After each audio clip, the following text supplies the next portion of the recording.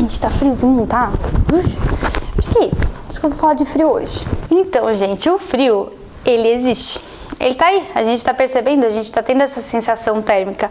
Agora, a diferença é a intensidade dele. A intensidade dele, sim, é psicológica. Por que é psicológica? Vou lhe dizer.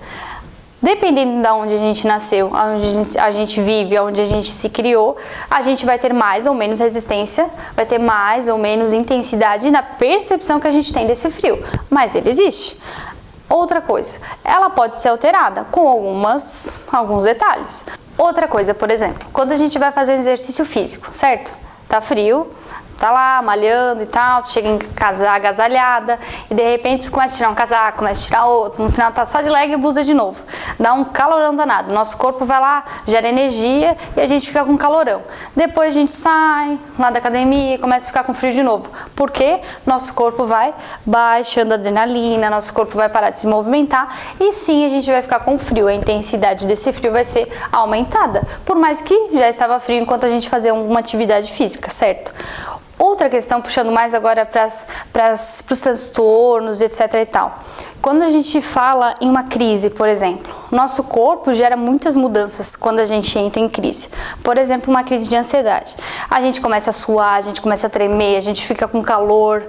São características bem específicas do transtorno também e de outros. Por exemplo, uma crise de pânico, quando alguém que é bipolar acaba ficando na fase de mania. Por que a percepção é alterada? Porque a nossa consciência, ela não tá se permitindo prestar atenção na temperatura, na sensação térmica que a gente está tendo naquele momento. A gente fica focada onde? Por exemplo, se eu tivesse uma crise de ansiedade antes de apresentar um trabalho de aula, eu estou concentrada e prestando atenção no meu trabalho que eu vou apresentar. Estou prestando atenção, na verdade, nas pessoas que vão me olhar, na situação que eu vou estar. Isso me causa algum nervoso, por exemplo. Quando isso acontece, eu não percebo mais que está frio.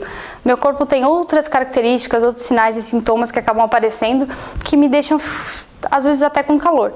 Quando alguém, por exemplo, alguns transtornos de personalidade, se a gente for ali para esquizofrenia, alguém esquizofrênico perde totalmente a noção com a realidade. Quando a gente perde a noção da realidade, a gente pode sim perder a noção também de percepção do frio ou calor.